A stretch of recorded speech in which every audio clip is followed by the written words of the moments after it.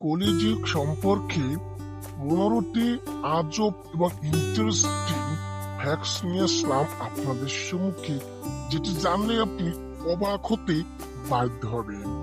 তো এক, কলিযুগের মানুষ পূজা পাঠ, ব্রত, উপবাস আর সবই ধার্মিক কর্ম বন্ধ করে দেবে।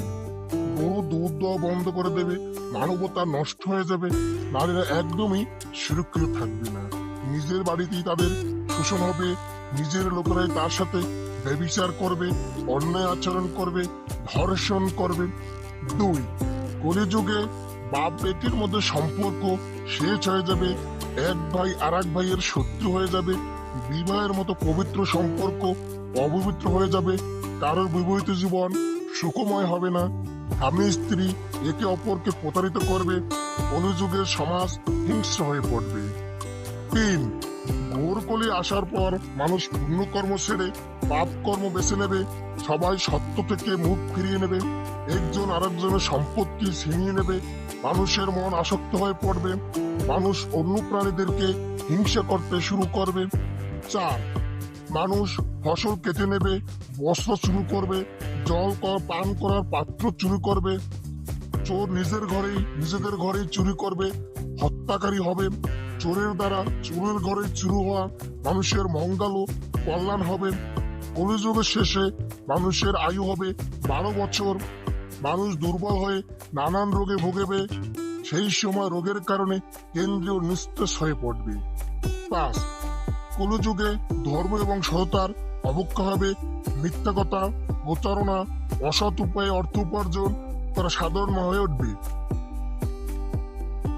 মানুষের নৈতিকতা থেকে দূরে সরে যাবে এবং ধর্মীয় এবং আধ্যাত্মিক চর্চা হ্রাস পাবে।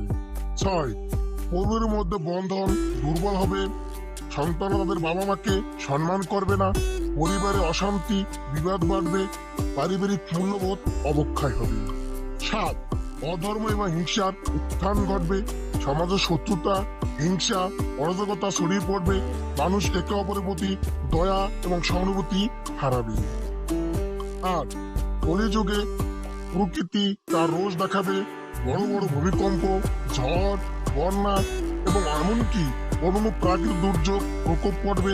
এসব দুর্যোগের ফলে জানমালের ব্যাপক ক্ষতি হবে। 9, খাদ্যের অভাব এবং দুর্ভিক্ষ দেখা দেবে, মানুষ খাদ্যের জন্য লড়াই করবে এবং অনেকেই অনাহারে মারা যাবে। এইভাবে মূলত মানুষের লোভ এবং অসৎ আচরণের ফলাফল হবে।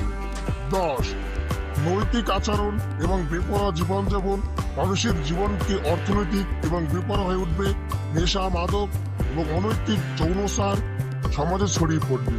এর ফলে সামাজিক মূল্যবোধের অবক্ষয় হবে, অত্যাচারী শাসনের উত্থান হবে, অত্যাচারী শাসকরা জনগণের উপর অত্যাচার চালাবে এবং তাদের স্বাধীনতা হরণ করবে, আইন এবং শাসনের প্রতি মানুষের বিশ্বাস হ্রাস পাবে। 12, প্রযুক্তির উপর মানুষ অতিরিক্ত নির্ভর বাড়বে, মানুষের যান্ত্রিক ও বস্তুবাদী হয়ে উঠবে, প্রযুক্তির অগ্রগতির ফলে সামাজিক এবং মানবিক সম্পর্কের অবক্ষয় ঘটবে। 13, আধ্যাত্মিক এবং ধর্মচর্চার অবনতি হবে, মানুষ ধর্মীয় আচার অনুষ্ঠান, আধ্যাত্মিকতার প্রতি আগ্রহ হারাবে, তাদের জীবন যান্ত্রিক এবং বস্তুবাদী হয়ে উঠবে। 14, পরিবেশ দূষণ এবং প্রাকৃতিক সম্পদের অপব্যবহার, পরিবেশ দূষণ এবং প্রাকৃতিক সম্পদের অপব্যবহার বাড়বে, মানুষ প্রাকৃতির প্রতি শ্রদ্ধা অশ্রদ্ধা প্রদর্শন করবে এবং এর ফলে পরিবেশের ভারসাম্য নষ্ট হবে। 15, কলিযুগের অবসান এবং সত্যযুগের আগমন, যখন কলিযুগের অন্তিম মুহূর্ত আসবে তখন বিশাল ধ্বংসের পরে সত্যযুগের আগমন হবে। সত্যযুগে পৃথিবী পুনরায় সজীব হবে এবং মানুষ সত্য, ধর্ম এবং ন্যায়ের পথে চলবে। এই ঘটনা থেকে কলিযুগের ভবিষ্যৎ কঠিন এবং দুঃখজনক দিকগুলো তুলে ধরা হলো, যা সমাজ এবং মানবতার উপর গভীর প্রভাব ফেলবে। পুরাণে এর ঘটনাগুলো আমাদেরকে সতর্ক করে দেয় এবং আমরা যেন সতত পথে চলি, কলিযুগের কষ্ট এবং দুর্ভোগ থেকে নিজেদেরকে রক্ষা করতে পারি। এবং কলিযুগে শেষ হলেই সত্যযুগ আরম্ভ হবে। সত্যযুগে হবে মন নির্মল, ধর্ম, একাগ্রতা, সত্য, ন্যায় আচরণ সবগুলোই একনিষ্ঠভাবে থাকবে। আমরা যেন কলিযুগ থেকেও সত্যযুগের মতো আচরণ করতে পারি, সেই কৃপা আমাদের ঈশ্বর দান করুন। হরে কৃষ্ণ।